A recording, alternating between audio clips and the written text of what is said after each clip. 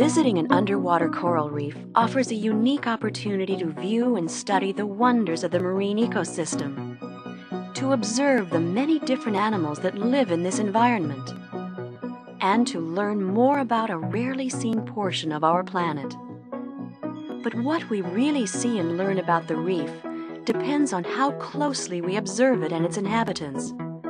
If we just casually look at the reef, we see only its warm colors, abundant life, and tranquility.